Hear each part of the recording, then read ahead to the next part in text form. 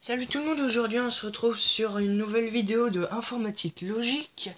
Alors du coup, en informatique logique, on va commencer par la base, le binaire. Parce que l'étape de vérité, si vous connaissez pas le binaire, ça sert un peu à rien.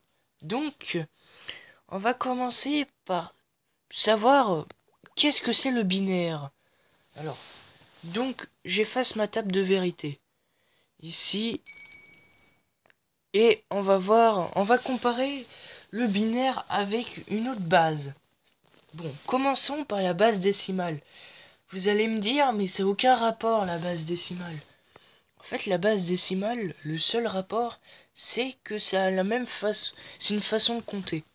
Par exemple, si la meilleure façon de montrer, c'est que quand je fais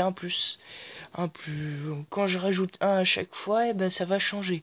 Par exemple, alors du coup, on a le compteur kilométrique qui peut être le plus simple.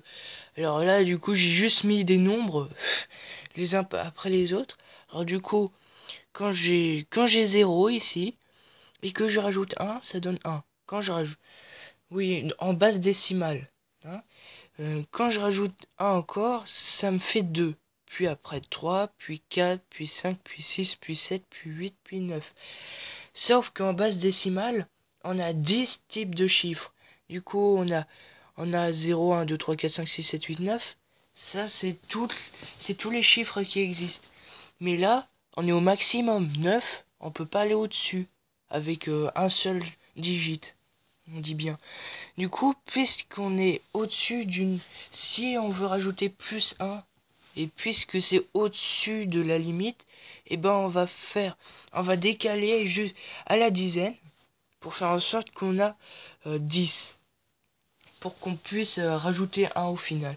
Du coup, c'est la même chose en binaire, c'est-à-dire que en binaire, la différence c'est qu'on utilise deux chiffres 0 et 1. Et en binaire, si je rajoute du coup 0, si je rajoute 1 à 0, ça me donne 1.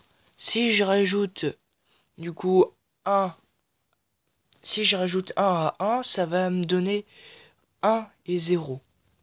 Pourquoi? Parce qu'en fait là c'est le maximum que je peux avoir, je peux pas avoir au-dessus de 1. Du coup je suis obligé d'aller à la dizaine. C'est exactement la même chose qu'en décimale, sauf que c'est une autre façon de compter.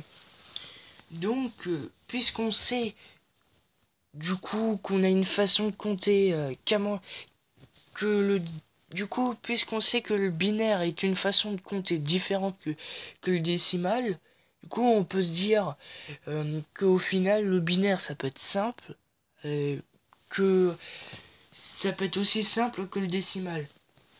À mon avis, le fait qu'on utilise la décimale, c'est qu'on a 5 doigts par main.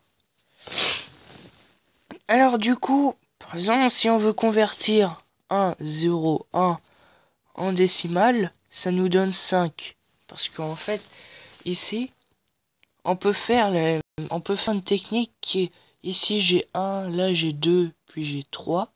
Non, ça c'est pas 3 justement, c'est 4. Du coup, je fais 1 plus 4. Pourquoi? Du coup, ça nous donne 5. Parce que ici, puisque j'ai 1, je peux prendre ce chiffre que je vais rajouter au tout. Ici, j'ai 0. Du coup, je peux pas prendre ce chiffre parce que ça va être égal à 0. C'est un peu comme si je faisais au final à chaque fois 4 fois 1 et après je fais 2 fois 0. Du coup, ça va être égal à 0 là. Ici, ça va être égal à 4. Et après, je fais 1 fois 1. Et c'est égal à 1. Et que je rajoute tout ça. Que j'additionne tout ça et que du coup, ça me fait 5. En fait, c'est la même chose. C'est juste que là, du coup, c'est le binaire. Et là, du coup, c'est le moyen de traduire. C'est un peu comme ça qu'on peut traduire. Bon, du coup, on a pu savoir comment traduire le binaire en décimal. Après, le décimal, ça va être le décimal en binaire, on peut le faire aussi, mais bon, on va voir ça un peu plus tard. Donc, Maintenant, voyons voir qu'est-ce que c'est que des portes logiques. Alors, une porte logique, comme nous pouvons le voir ici, alors je sais pas si vous voyez le curseur du coup que j'ai là, donc que je suis sur une tablette, remarque.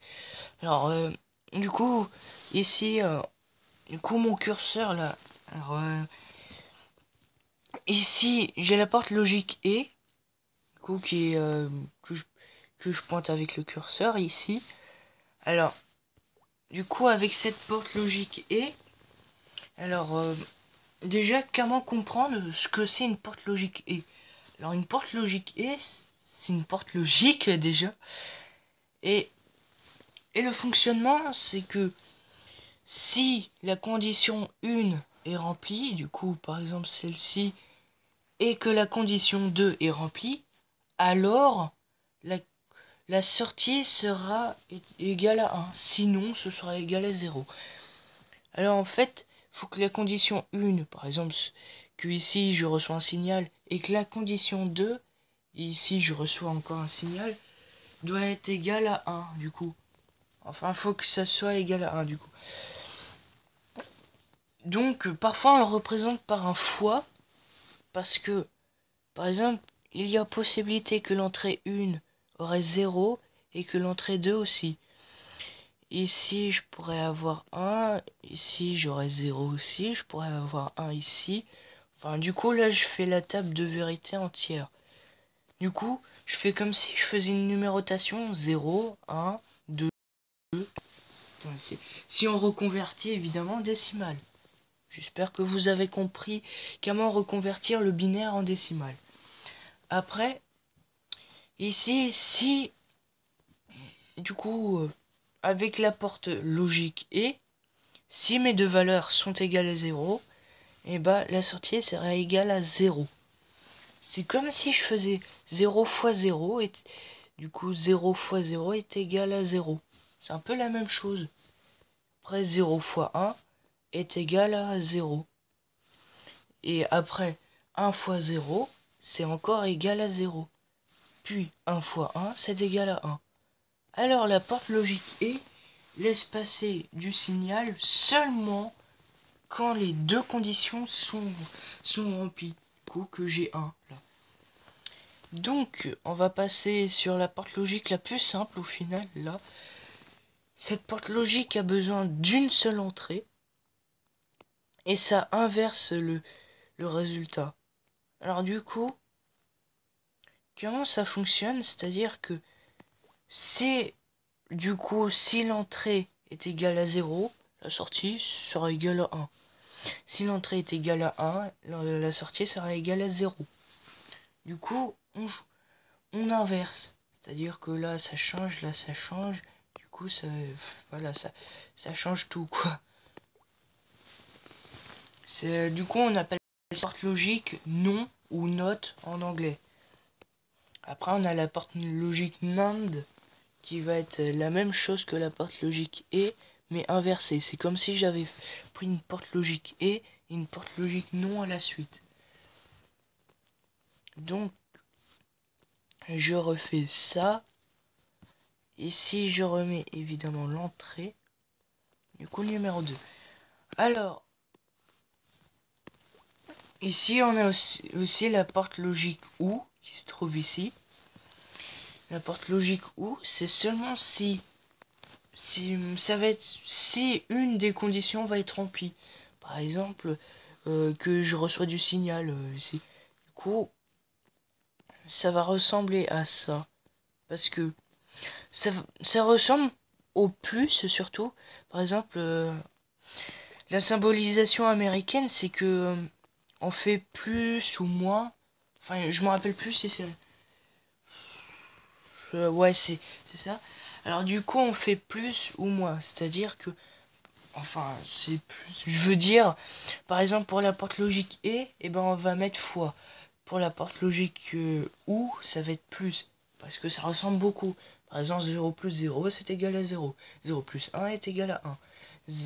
1 plus 0 est égal à 1. 1 plus 1 est égal à 2. Sauf qu'en binaire, on va mettre 1. Puisque là, on s'en fiche complètement de la retenue. Voilà. Après, on a la porte logique XOR. C'est une porte logique un peu différente. C'est-à-dire que c'est seulement si je dis bien si c'est seulement si une condition est remplie. Si les deux conditions sont remplies, c'est pas correct. Du coup, si j'ai 0, 0 en entrée, voilà, j'ai 0 en sortie. Si j'ai 0 et 1, je vais avoir 1 en sortie. Si j'ai 1 et 0, je vais avoir 1 en sortie. Puis si j'ai 1 et 1 en entrée, je vais avoir 0 en sortie. Voilà comment ça fonctionne les portes logiques. Alors après on peut l'écrire, on peut savoir comment ça fonctionne très simplement, hein. Par exemple, le OU c'est simple, c'est-à-dire que le OU, le et c'est simple, c'est-à-dire que OU ça va être soit on veut que ça soit ça doit être, en fait c'est soit l'un soit l'autre. Du coup on choisit soit l'un soit l'autre. Et après la porte et ça va être faut que ça soit les deux. Et après la porte XOR ou XOU en français, et ben ça va être un seul.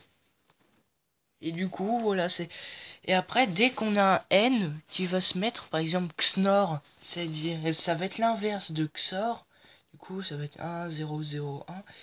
Et après, NAND, ça va être l'inverse de AND. NOR, ça va être l'inverse de OR.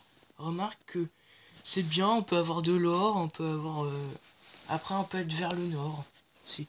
Donc c'est la fin de cette petite vidéo explicative de informatique logique, comment savoir utiliser les portes logiques.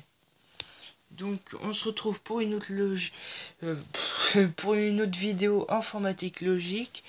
À plus tard.